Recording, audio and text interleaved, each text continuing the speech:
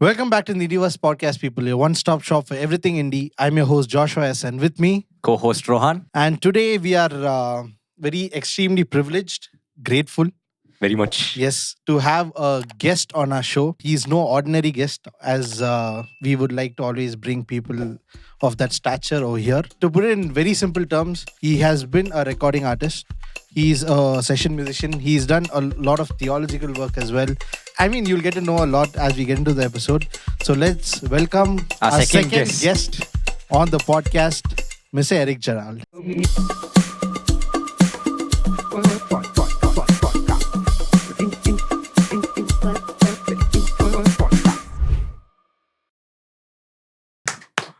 Thank you, guys. Start hooting. Hoo, hoo, hoo, hoo. I'm already overwhelmed to be here. Okay, so Eric, welcome to the podcast. We are so grateful we could have you again, as we said. So I don't want to waste too much time, but I'm going to get quickly into the first question. In 3 minutes, explain the man Eric Gerald. Yeah, boy. Oof. I thought I was just supposed to do like a one-line introduction. I had that plan. He came extra So, prepared. hi, I'm Eric. I love the sound of my own voice. And that was supposed to be the joke for today, guys. But anyway, I'm from Bangalore, I guess. I'm from Bangalore. And as Joshua has already introduced me, I am a session musician and recording artist.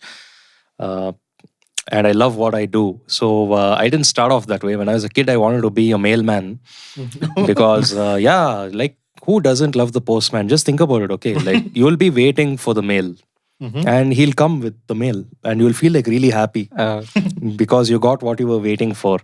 And sometimes he'll bring a parcel, from your family who's abroad. And when you get the parcel, there's some chocolates inside. So like the postman just gives extra joy to everybody What a wherever he perspective, goes. So isn't it? yeah. And perhaps that wasn't part of the plan for me. When I grew up, I realized maybe being a postman wasn't all that great because it involved having to ride a cycle and carrying a big bag everywhere. So I wasn't about that. Anyway, I've done many things in life, I would say. I lived my life with reckless abandon, if you would call it that. I didn't really know what I was doing for a long time, but there is something called purpose, and you'll find purpose along the way. Nobody is born knowing purpose. You kind of discover purpose and you stumble upon it and then you refine it. So I thought my purpose was achieved when I became a music teacher in 2017. And I realized that it was great. I loved teaching the children. I loved being around children in all the right ways, of course. And I loved what I was doing. Then I realized, you can't make it on a teacher's salary, unfortunately, which is kind of bad. It's very reflective of how people value teachers. They want teachers to do everything, but they don't want to reward teachers in the right way as part of society. And I was kind of debating with myself and I was like, okay, you know what? You can teach, but you don't have to be a teacher to teach, right? So teaching always happens whether you're a teacher or not. Yep. And so I decided to let my loud mouth do the teaching and do what I was always destined to do, which was only one thing. There's only one thing I never gave up on life so far, which was playing the guitar. I've given up on a lot of things. My dad enrolled me into an animation class. I gave up on that. He enrolled me to swimming lessons. I gave up on that. He enrolled me. Like if I tell you the list of this and then my dad watches it, he'll probably get very angry with all the constant reminders of the things I've given up on in life. But music remained, playing the guitar remained, and I decided to use that to my advantage. And I think the rest is history, as they say. And I say that because I used to be a history teacher, and that's also history now. Yes, sir. Yeah. Used to teach history. Yeah, and that's history. I'm learning Wow, new things okay. in the Yes, episode. okay. Because I love to teach, and history is very unique because it's always written from the perspective of who wants to give the history. Yeah, so I'm telling you my history from the way I want you to, understand me. Just think about it that way, right? So I would always tell my class, Gandhi was great, or was he? Like this is how we would set the pace for our classes. So yeah, I mean, I love teaching kids for this reason. It's to just, think critically. Yeah. And that's something I kind of carried out with my current profession. I loved studying religion and wondering why people are going all out for an imaginary man in the sky. And so that led me to study and critically think. about what people's beliefs are. And anyway, that's all secondary. Right now, I would say I'm a session musician and recording artist. And what that means is I'm basically the guy that's hired when the main guy is not there for the gig. So, for example, your favorite music artist, or your favorite playback singer, or your favorite band, or whatever it is, they have their own set of musicians that you grow up with and listen to and admire, and they can't make it because they have fever or they're playing for somebody else, and they're committed elsewhere, and then I'm the guy who steps in and takes care of their role for that time. And it's been very, very fulfilling because I've grown to appreciate all sorts of music from all sorts of people. I've hated so many forms of music, but being a session musician, I've really grown to appreciate and admire the intention with which people create their music. And that really blew my tiny mind open, because like I told you, if I love the sound of my own voice, I definitely love my own thoughts better. Wow. And being a know-it-all, right? Recognizing that you're not a know-it-all is a great experience. It's very humbling and very uplifting, I would say, if you choose to let the ego go. And being a session musician taught me that, right? To leave behind the ego and to serve the purpose of why you came there. And I also made a foray into being a recording artist, which is great because I'm a perfectionist. Being a session musician is a lot of pressure because you only get one shot to make it right in front of everyone, right? Nice. That's the day of your performance, and that's your first and last impression for somebody. And you get one shot to make it right. So it's a very high pressure job, but high risk, high reward. It's very fulfilling. High risk, But high as a recording artist, I would feel I'm in my element because you can make a mistake 100 times and decide what is good and what's not. And you can spend hour upon hour getting things right and, getting your soul out to the listener. Nice. And that's a long process. It's not like, hey, this is my soul. You have no choice but to listen to it. It's not that. So being a recording artist is very interesting that way, I would say. It's very fulfilling. Yeah. I never thought it was beautiful. But to all the people watching, this is basically what I do. And it sounds really cool, I know. And I am definitely blessed and privileged to be able to do what I want to do, right? But even to get here, I did a lot of things which I never thought I would be doing, like studying for a visual communication degree and then becoming, a history teacher. Think about that for a moment, right? So I'm just counting everything that you've done. I thought you were saying some prayers for my mental safety. Anyway, you kind of take the journey as it comes. So you always begin with the end in mind, but the journey teaches you a lot of things. I think that's way more than 3 minutes, but I have a lot of things to talk about, but I would love to hear what you guys have to ask me, guys. So Nice. Let's dive into it though. Yeah. But, so basically, we in the podcast, we're all about indies. Realize that indies are at least one of the most underrepresented people when it comes to the music industry. So we like to be, because we ourselves are people like that, pretty underrepresented when it comes to what we do and how we go about things. When it comes to like you recording, when you started off, you might feel like you're underrepresented. You're pretty new to the whole thing. That's how any indie out there would feel. So we wanted to give them a voice in the podcast episode. That's amazing. And one of the things that we wanted to do is bring people who can, be an addition to that voice for them to be able to grow in any way, shape or form. So when we first decided that you were going to come as a guest, for me, I was thinking to myself, what kind of questions would you ask a session musician / recording artist when it comes to the entire indie aspect? Because you knowingly or unknowingly might have played for indies out there. So one of the things at least came to my mind is how indies and session musicians matter when it comes to working and collaborating with each other. Okay. So why do you think indie artists should still consider bringing in skilled session musicians and take a second thought from their DIY ethic that they usually follow? Indies usually follow a DIY ethic. They all want to do it by themselves. Right. Bring a Focusrite, get a laptop, produce it. It's a very shoestring. Yeah. Just use a session guitarist plugin and get the whole job done. But why do you need a session guitarist? Okay, that's a nice question. I did have a similar discussion some time ago, and it was kind of along the lines of this, but it was framed to me more of like, I can just trust AI instead, since we're on this topic. And it's 2025, guys, AI. ChatGPT. Shout out to ChatGPT, which I do not use. Please use DeepSeek. It's free and it's Chinese, so they're definitely not mining your information. Anyway, I would say this. I love and appreciate indie artists because they're doing things that most of us only dream about. They're actually materializing what's inside there and getting it out.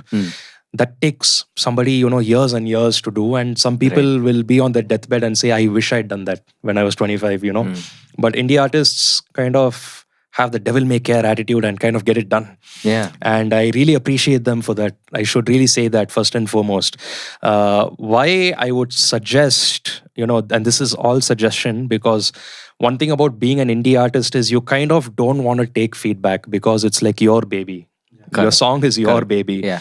The only pitfall I see in this is because you spend so much time on crafting your song, you might get saturated with what you're doing. Yeah. So it sounds so good to your ears and your ears alone. And sometimes you'll really fatigue yourself with hearing it. And then you're so meticulous and particular about getting this detail right, this right, that right, this right. You might feel like super satisfied, but tomorrow your audience might kind of lose the initial connection they had with you. Because what indie music actually does to me is, it kind of gives me a peek into the soul of the person who is the indie artist. That's pretty much Fair it. enough. Yeah, it's fair, it's dark, it's so many magical things, but it's just a representation of the indie artist on a musical level. Right. And why I would say, and suggest to hire a session musician is that you are getting to work with another human being. Right. Connect with them on a different level. And the beauty of this interpretation about how someone understands the soul of your music and then transmits it back to you using their own soul. So there are two different types of session musicians, right? There's the guy who is meant to recreate what's in your head. Yeah. And that's where most of the money is at. Correct. A faithful recreation of what was already, planned. And if you go to big concerts like Rahman and Ilaiyaraaja and who else is big? Okay. Anyway, like once you get to that level, everyone's big in their own right. And everyone's established and has their own audience, and they come to listen to those things. They don't want to listen to your improvisation. Correct. They don't want to listen to your soul, right? Yeah. They want to listen to a faithful recreation and the magic of the first time they ever heard that and saw the scenes on the big screen. They want a faithful representation of that. So you might have a bit of nuance and a bit of time for you to play whatever you want or sing however you want, but it's all about faithfully recreating the song, right? So an indie artist might require that, and they might not be skilled enough to do it. True. Yeah. But you have people who are super skilled to understand what's in your mind, drag it out and recreate it the same way. So that's the first side of things. The other side is exactly the reason, why you should also hire a session musician is if you allow them to say, hey, why don't you interpret this the way you would intend the song to be heard. So you're now bringing in a power of collaboration. Right. Now it's like, it's not your baby, it's also kind of my baby, and I feel proud about what I'm doing. And because I'm feeling proud about what I'm contributing, I'm actually giving in more of it to the song. Right. And I think a very smart indie artist will marry these two sides. Like, hey, this is what I'm going for, but I would also like your touch on it. Right. And a session artist feels fulfilled at the end of the day. Correct. Because you call them. So there's like so many session artists, right? Yeah. Okay. So for example, a person I really look up to in the scene is Keba Jeremiah, because he's a chameleon, guys. He can do anything. Okay. If you see him on tour with Anirudh, you wouldn't believe Keba Jeremiah is playing those kinds of songs and playing in that kind of feel. Okay. He's an incredible bassist. If you look at the credits of so many songs, he's actually played the bass for so many songs. Okay. Yeah. And across so many genres, and that's not easy. It's not easy to like faithfully be in the pocket for this genre and then go mad on another genre, right? But he's able to do it all. He's a chameleon. He's able to understand and deliver. Yeah, that's basically who Keba Jeremiah is. But if you ask me what he sought for, would be his very unique approach to acoustic fingerstyle guitar. And you just hear it and you can say that's Keba. Yeah. There are so many songs where you have to realize, oh my gosh, Keba played that, But when you hear, something so uniquely Keba. You can kind of identify the soul of Keba when you hear the style of what's Correct. being Yeah. played. Correct. Yeah. So that's the beauty of the session musician at the end of the day. Rather than being the chameleon, Yeah. it's to identify the unique soul of the person who is playing the music. Makes and a sense. very smart indie artist will marry both of those together. So they get their job done. Nice.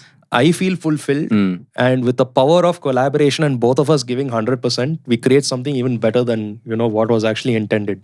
And the other cool thing is a session musician always has fresh ears. So Yeah, you makes might be sense. stuck, day after day recording and like, oh, why is it not sound right? Yeah. Yeah. Then the session musician comes in and like, hey, isn't that like too harsh there? Or maybe that's like too heavy. You're not going for a heavy song, you're going for a light song. Or hey, what if we do this here instead? So just the fact that you're allowing someone else to kind of give you an idea, if the indie artist is open to that, I think it would create something very beautiful. Yeah. I know a lot of indie artists who have arrived at that destination. So Yeah. like it's not easy for someone to come and start. You might think it's criticism of your work, yeah, right? Yeah. You'll be like, hey, who are you? I am the guy who wrote the Right, song. wrote the song. I am the guy who called you. Yeah. And like you're coming and telling me, what is this and all that. Don't attack me, bro. Like that's going to be the mentality of the indie artists Yeah, generally. right. Yeah. I do not blame them for it one bit because it just shows that they're so connected to what they're doing. Indeed, And yeah. they really value it so much. And that when you attack them, it's almost like an attack personally. True, yeah, And yeah. I really don't blame them for it. Yeah. But if we can get past that, Yeah. and arrive at how can we serve the purpose of the song and how can I as the session musician serve it best to you and elevate your music. I think that would be a fantastic collaboration at the end of the day. So indie artists, please consider session musicians. They have big Yeah. fat paychecks and big fat egos, but if everyone can work together, Together. It would be magic. it will be awesome. Yeah. Yeah. If be you can marry amazing. all of those together.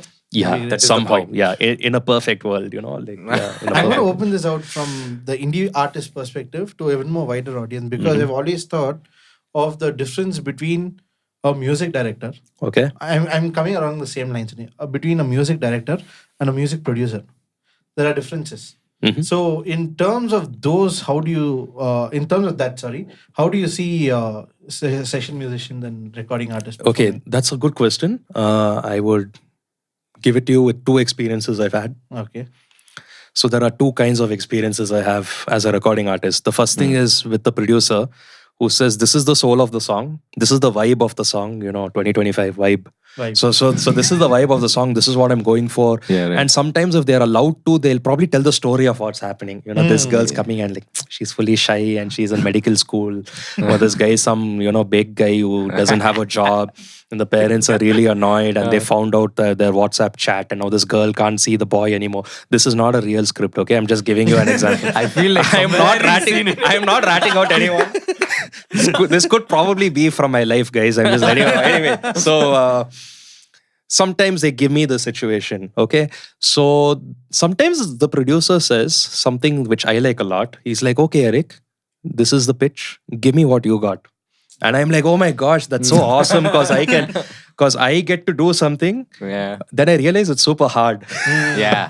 Yeah. Okay, because everything sounds great and you might create something and then you realize, what, it sounds great to Eric's ears. It's not going to sound great to the millions of people who watch the movie tomorrow. Okay. If you have that sensibility, you will realize why having a music director is awesome. So sometimes the music producer gives me a framework. These are the chords. This is where I want you to play restricted, like play 3 notes at a time. Play 4 notes at a time. So he gives me a basic blueprint of what I need to do. Sometimes I get freedom on how to execute those things. And they love it. So this is where the nuances and me kind of embellishing my own characteristic and, inserting it into the song happens. But I also thoroughly enjoy working with music directors because I know what they want. And so some of them come and be like, Eric, can you play na na na na na, but on the guitar, but don't play it on this string, play it on that string. And now the guitar is beautiful because it's intervallic, right? It's not like a keyboard where everything's linear. So if you do da da da da da, there's only one place where you can execute those notes. yeah. But in the guitar, you can do it across Yeah. many Yeah. places. Yeah. So some very well-informed music directors who have really sharp ears and the right intention of what they want to, showcase in the song. They tell me, I want you to play this melody line, but play it way up here Mhm. on the lower string where it sounds like nonsense to me. But when I actually hear it in the context of the song, is brilliant. Oh. I'm like, if I played it here, which was easy, accessible, yeah. and like super fast to record and everything, like everyone's time is saved and we can move on to the next part. You know, Yeah. why are we struggling and breaking our heads with this? Yeah. If I had actually done that instead, Right. it wouldn't have sounded as good. I don't know how Facts. that works. Okay, it just works that way. Music That's directors are actually very very cool. kooky. Okay, they're very eccentric and kooky guys, and rightly so. I think you have to be like that if you want to be a music director because they are kind of hearing everything. Interesting. Like I'm hearing only my instrument, Yeah. but he's hearing how he's going to call the next guy tomorrow He has a and big how picture. that's going to match with what I Facts. did Yeah. and how that producer is going to sit in the night with the 808 or whatever and his contact library and contribute to it. So he's thinking about everything. And I think you know that's beautiful. And this basically encapsulates my experiences in the music industry, I would say. Okay, Yeah. since you've already brought it to a little lighter note, Yeah. okay, I have just like a fun question. So I'm going to give you like categories. Let's say 5 categories: Oh my drummer, gosh. Okay. drummer, bassist, Okay. vocalist, Okay. producer, lyricist. 5. You're putting me in hot soup. Okay. I just feel the gravity of this question. No, it's a, You it's a said very, light-hearted. it's a very Okay. light-hearted question. Okay, sure, Okay, sure. so Yeah, I yeah. just want you to, since you've played with so many people, Mhm. if you were to build a band of your own with these 5 categories, who would you put in? Wow. Yeah, to build in indie super group. let's say. Super group, indie super group. Indie Okay, super let's just go for it again. So Drummer. you said drummer, Drummer. okay, Bassist. bass guitarist, okay, Vocalist, okay, singer, producer, okay, yeah, lyricist. I'm not taking guitar. Lyricist. Yeah. Lyricist. Thank you, man. Drummer, bassist, vocalist, Okay. producer, lyricist. And I'm not going to put a guitarist. Okay, I've played with some great drummers. I gotta mention 3, okay, Okay. because Okay. I think they've inspired me beyond compare. And there's many more I've played with who really, really inspire me. But the top 3 people I think I've really enjoyed playing with would be Joe Jacob, Joe Jacob, who plays for okay. the Raghu Dixit project. Yes. Right. We played together in church, Oh, and the nice. man is a monster, guys. Yes. Okay, Yes. and I'm saying this from a guy who's played with me in church.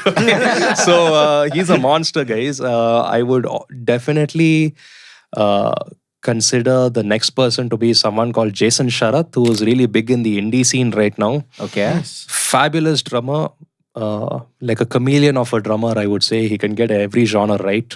But the Does he main play man, for any band? he does. I think a lot of indie artists, Marianne Alexander, Frizzell Kinda D'Souza, heard the Oh, name. okay. Runch Yeah. Cliffer. He Yeah, plays? yeah. Okay, okay. Okay. Okay. Yeah, he's the drummer, so you probably don't see him. Anyway, but if I were to choose one guy, it would definitely be Jared Sandy, Jared, yeah. of I was course. just looking, so, I was waiting for the We name. were expecting. yeah, and I've been playing with No, him but for a yeah, while, fair guys, enough. and Yeah. like he's not just a great drummer; he's a great musician. Yeah. He's Right. also a great producer, by the way. Yeah. And he just knows how to make the drum kit sing, Yeah. and he knows how to complement the rest of the instruments into the drum kit. So he doesn't kind of overshadow what's happening in the music. Right. He knows how to make the drums shine, like really shine, without compromising the rest of the instruments or the singer. Okay. So that's a talent that takes a lot of time Yes, to build. yes, for You know, sure. Yeah. this kind of mindfulness. So I would definitely consider Jared Sandy, Yeah. who doesn't do indie. But I've seen both of you drum too, by the way, and you guys are awesome. No, you guys are great drummers, guys. We are They out are of the great pictures. drummers, We and are. listen to the professional. Okay, they are great drummers. So pick one for the band. But my hot take would be Jared Sandy. Okay. Sorry, guys, but No, no, fine. Indie super I group. choose Jared Sandy. If, Okay. but personally, I work with another musician called Sean Jacob. I should give a shout out to him. He's now based in Noida. Amazing drummer. Okay. He's currently working with me for some of my independent releases. But yeah, the dream would always be Jared Sandy if I could afford him and everything else. That's So being secondary. yeah. Bassist, I would say there are 2 guys I would love to shout out. The first would be Abhishek Pradeep, Okay. who is an elderly gentleman, I would say, right now. Very well known during his time, not well known now, but an incredible bassist, so much of pocket. My personal favorite would always be Ashish Bode, who is another bass chameleon. So it's always fun when session guys play with other session guys, Session guys, okay? yeah. Because you know how to serve the song, and at the same time you know how to be yourself. You know, Yeah. it's just a How to have chemistry. that fun while It's just a chemistry we have, and so for the sake of ease of it, and taking into consideration talent, skill, and everything else, if I could afford him again, Ashish Bode. Vocalist would be tough, guys. That's I a would tough say one, Eric actually. Gerald's a great vocalist. You never heard him? I've heard. I've gone through your Instagram. Yeah, he's got a great baritone vibrato. He's kind of operatic. Not lying. Not Hey, lying. he's actually got telling a the great truth. voice. He's got a very operatic voice. But I've always grown up listening to power metal where these guys sing like eagles, man. That's the only way I can describe it. They sing so high pitched. Yeah. It's impossible for me. If I were actually to hire a singer Vocalist. Yes. or For a indie vocalist, group. for an For indie indie group, group. oh my gosh. Giving Okay. that mind. For an indie group, I would definitely say there is this girl called Kezia Arpit. Okay. She's currently with a band called Juxtaposed. Yeah. Juxtapose I is a know, band led by O.C. Gomango. He's a great another great bassist. Sorry, O.C. I didn't include you in my list because I haven't played with you enough, brother. But amazing, incredible bassist, Yeah. and he's like an old soul and an old man, and he's got a young band with him. Nice. All young musicians in the scene and great virtuosos of their craft, I would say. And I think Kezia has got the texture of an indie artist. Nice. So if I would have to have, a lovely lady to do the vocals for me, it definitely would be Kezia. Awesome. If I want the male vocals, male because men, okay. Eric Yeah. I would probably want to sing indie if I wrote it, guys. But anyway, if I wanted to choose a nice unique male indie vocalist, I would probably choose one of my good friends called Joel Jacob. He's like, he loves Michael Jackson, he loves Bruno Mars. Very interesting texture to his voice.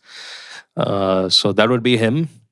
Nice. My producer would definitely be Judah Sandy because I cannot afford him as the vocalist for sure. I probably can't afford any of these guys, to be honest. Judah is the kind of guy who can hear the song. He can hear every element of the song and he can hear the song. And you need someone like that. Facts, You need someone who's real with you and says, hey, you actually overplayed here. That's not required for the song. I think in this whole group, they all would be people whom I will definitely take their opinions very easily. Nice. And last one, my favorite. Lyricist, okay. I don't know who writes well these days, guys. Probably like, I don't know, William Shakespeare or someone. Budget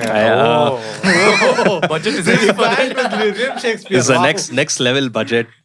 He was an indie guy, by the way. He wrote a lot of indie stuff that became famous. I don't know about lyricists. Perhaps you could educate me on this because I don't know that in the vernacular side of things, like Tamil, Kannada, Malayalam, we have people working in the setup. Where we have a lyricist and then we have the composer for the music.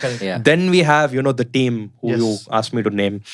I've always been of the opinion that the band generally writes their own music. Okay. So if I would say lyricist, there are two people I have in mind. One would be this person called Sam Kingsley Joshua. I think he was here on the Indieverse podcast once upon a time. Anna. So I like his unique approach to songwriting.